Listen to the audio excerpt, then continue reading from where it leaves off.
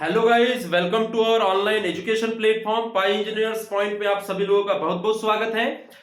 Last video में part 1 में आप लोगों को मैंने बताया था कि what is mean of BOD, biological oxygen demand, या फिर उसी को क्या बोला जाता है, बायोकेमिकल डिमांड। इसके बारे में हम लोगों ने काफी हद तक पढ़ा हुआ था, काफी हद तक स्टडी की थी, बट हमने वहां पे सिर्फ डाइल्यूशन मेथड के बारे में स्टडी की थी। ठीक है, we have studied about only dilution method of BOD calculation.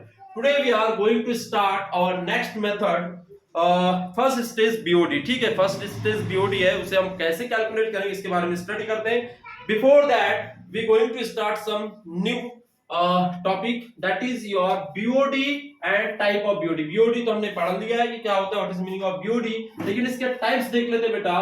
First is and second is. ठीक है, तो फर्स्ट क्या होता है देखिएगा, दो तरह के आपके केमिकल पार्टिकल्स होते हैं या फिर ऑर्गेनिक पार्टिकल्स होते हैं। एक होता है आपका कार्बोजीनियस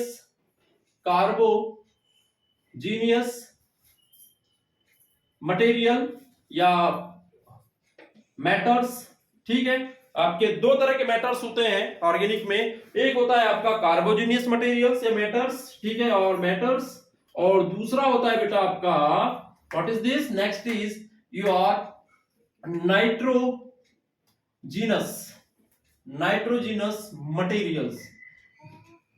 मटेरियल्स तो नहीं कहना चाहिए, मैटर ही ज्यादा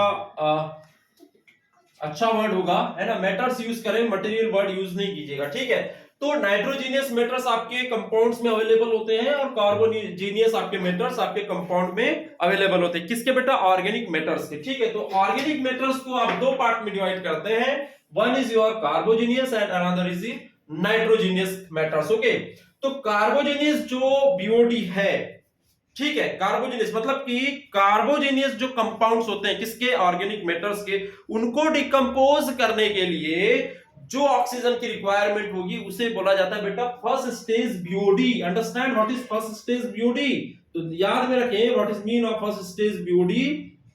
फर्स्ट स्टेज बीओडी का मतलब होता है कि the requirement of oxygen for decomposition of the carbogenous matters. Understand, that is called first stage BOD.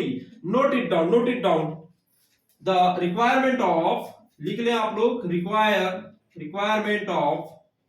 requirement of oxygen for decomposition or oxidation, decomposition or normal your aerobic oxidation, right, or oxidation, decomposition or oxidation of carbogenous matters. कौन से matters, which type of matters, organic matters, है ना। तो organic जो matters हैं उनको decompose करने के लिए जितनी ऑक्सीजन की रिक्वायरमेंट होगी उस ऑक्सीजन को बोला जाता है बेटा फर्स्ट स्टेज बीओडी।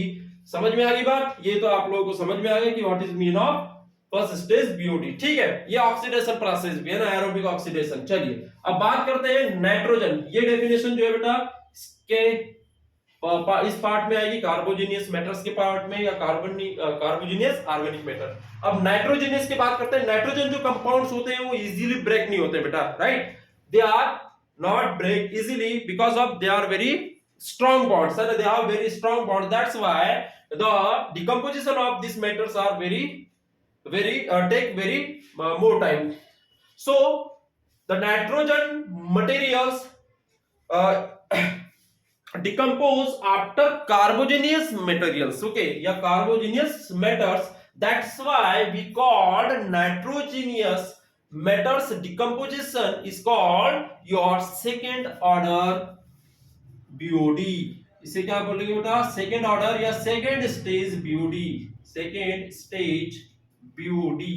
अंडरस्टैंड, तो ये हो जाती है आपकी सेकेंड स्टेज बीओडी। ठीक है, इसका टाइमिंग फिक्स नहीं होता है कि what time we required for the full decomposition of nitrogen materials और मैटर्स। ओके, तो इसे कैलकुलेट करना थोड़ा सा टिपिकल काम होता है, but we calculate only a carbogenous BOD और carbogenous matter decomposition and its requirement of oxygen. ठीक है, चलिए तो ये हो गया आपका फर्स्ट स्टेज बीओडी क्या होता है और सेकंड स्टेज बीओडी क्या होता है बेटा, इसे आप नाइट्रिफिकेशन भी कहते हैं। नोट कर ले, it is also called nitrification, ठीक है। Another word for the second stage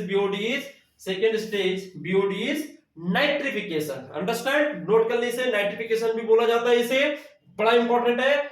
यदि आपको क्वेश्चन आ गया कि नाइट्रिफिकेशन जो है वो किससे रिलेटेड टर्म्स है, तो याद में रखना ये जो टर्म है बेटा वो किससे रिलेटेड, आपका सेकंड स्टेज बीओडी से रिलेटेड टर्म है। नोट कर ले इसे। चलिए, तो मैं इसे क्लीन कर रहा हूं, ये दो चीजें मुझे बताना था। I have completed this topic. Now go to our calculation of first stage BOD. How can we calculate our first stage BOD? Note it down, note it down.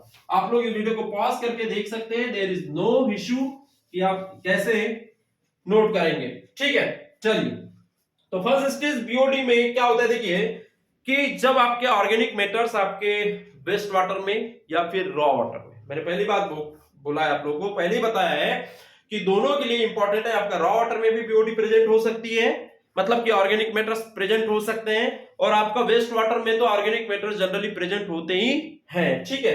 तो दोनों ही वेस्ट वाटर में आपका बीओडी की requirement होगी।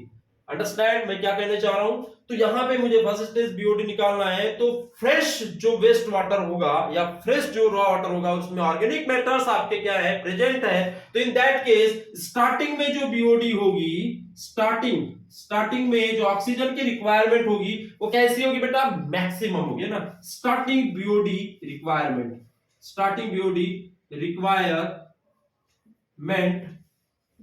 Is higher. कैसी होगी बेटा, higher होगी डेफिनेटली। ये आप श्योर है कि आपके स्टार्टिंग में बीओडी कैसी होगी, इसी को आप कहते हैं ultimate BOD. It is called ultimate BOD. Generally आप इसे एल नॉट से या फिर वाई नॉट से शो करते हैं, ठीक है। किससे, एल नॉट से या फिर वाई नॉट से इसे शो किया जाता है, but here you simply use L not, okay, for ultimate BOD. What is ultimate BOD? This is the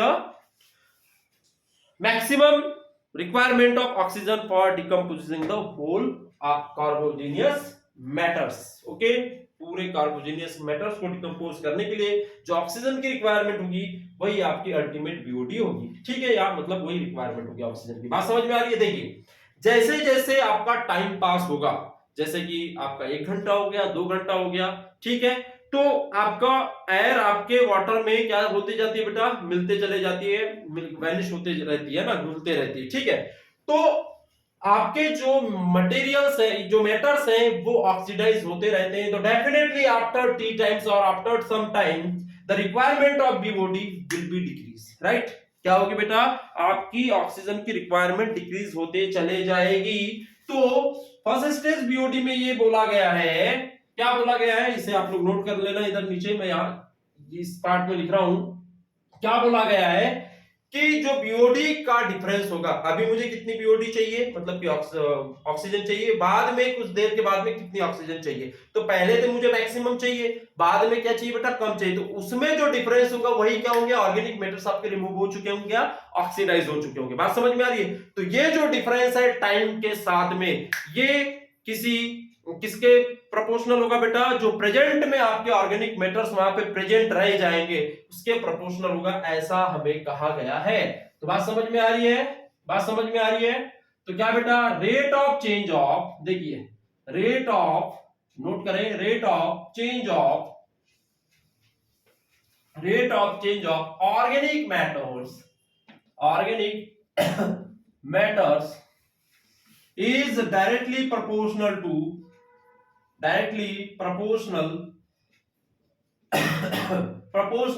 the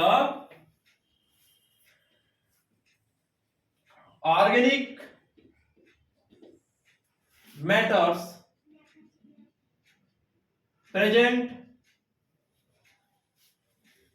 directly proportional to remaining organic, इसे नोट कर ले, remaining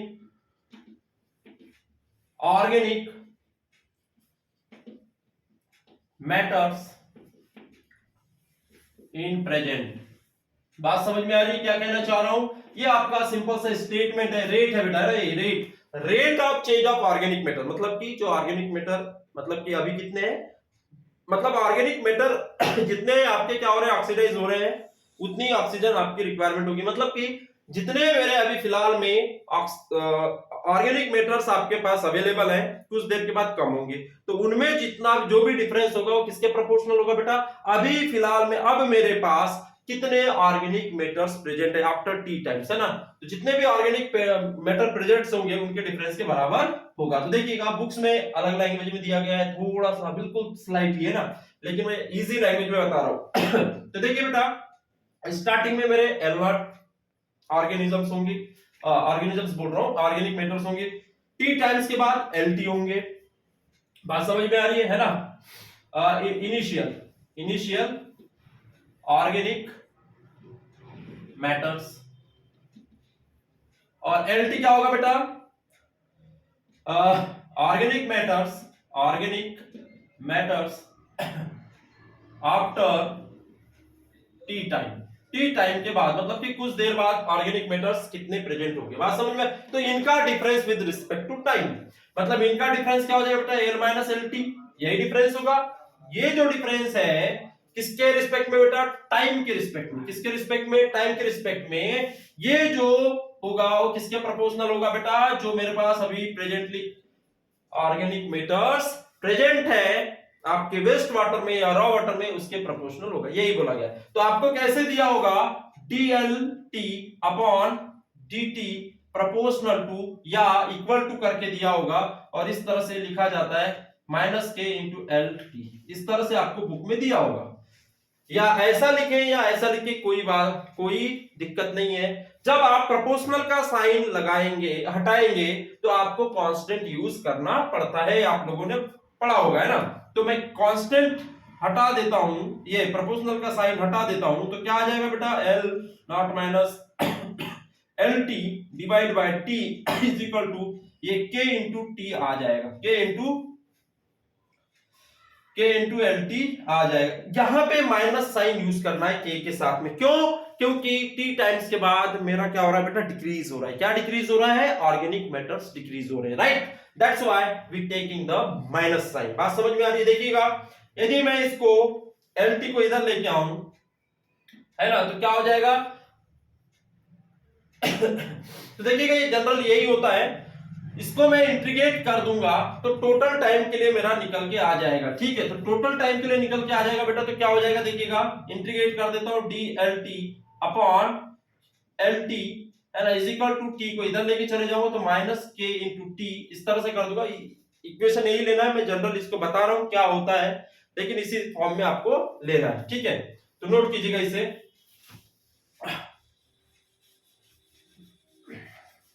तो इसके बाद में देखिएगा, इसको हम इंटीग्रेट कर देते हैं सिंपली, तो वी नो 1 अपॉन x का आपका जो इंटीग्रेशन होता है वो log x होता है। तो देखिए बेटा, ये LT का आपका इंटीग्रेशन होगा, तो ये क्या हो जाएगा? log e ले लो, या फिर इसको ln भी बोला जाता है ना, log e क्या हो जाएगा बच्चे? ये log e इंटू LT, ठीक है? इसकी लिमिट होगी 0 से t तक।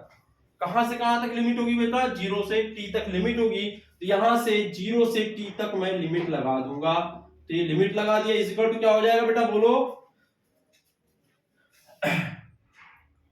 यहां पे dt होगा, ये dt इधर मल्टीप्लाई हो जाएगा, तो क्या हो जाएगा बेटा? k का k इंटू dt, kt हो जाएगा, है ना? ये तो सिंपल है, कोई दिक्कत नहीं। इसके बाद में मैं इसको और आगे तक सिंप्लीफाई करूंगा, तो क्या हो जाएगा? ये log e, इसको मैं लिख सकता हूं LT अपॉन L0, लिख सकता हूं easily, is equal to -KT। तो यहां से आपका LT upon L0 is equal to क्या आ जाएगा बेटा? e to the power -KT। बात समझ में आ रही है? देखिए, यहां पे आप log 10 स्केल भी यूज कर सकते हैं और ln भी यूज कर सकते हैं, बट क्या होगा? यहाँ पे log e किया है, तो यहाँ पे k ही लेना ना भूले, k ही लेना है ना, क्योंकि a का बेस लेना है आपको, e का बेस लेना है। तो यहाँ पे मैं e ले रहा हूं हर जगह, ठीक है? ये डिपेंड करता है कि आपको log स्केल लेना है या log 10 लेना है, या फिर ये भी हो सकता है, देखिए, LT upon L0 is equal to 10 to the power -K10 आ जाएगा, और यहाँ पे t आ जाएगा। ये दोनों फार्मूले आपके सही है। बात समझ में आ रही है? तो यहां से क्या होगा बेटा? LT इज इक्वल टू जो होगा L0 e to the power -KTE KET, और या तो फिर और क्या लिख सकते हैं बेटा? LT is equal to L naught e to the power minus k tan t। तो ये दो इक्वेशन आपके पास आ गई है। एक जब आप बेस 10 लेंगे तो ये इक्वेशन का यूज करेंगे, है ना, सॉरी ये 10 टू द पावर आएगा। और जब आप स्केल log e की स्केल लेंगे तो आपका जो सॉल्यूशन आएगा वो ये आएगा। तो दोनों इक्वेशन में आप ध्यान देना कि k10 कब लेना और ke कब लेना है। तो यहां पे आपको ये पता होना चाहिए कि k10 जो होता है बेटा वो किसके बराबर होता है। k10 जो होता है वो ke अपॉन 2.303 के बराबर होता है। ये आपको बता दे रहा हूं, आप तो देख सकते हैं इजीली। 10 की स्केल और e की स्केल में ये डिफरेंस होता है, मतलब इसका रेशियो चलता है 2.303 का। यदि आप लॉग स्केल पे लॉग ln की स्केल पे बोलना चाहिए, है ना, इसको आप ln भी लिख सकते हैं ln, ठीक है।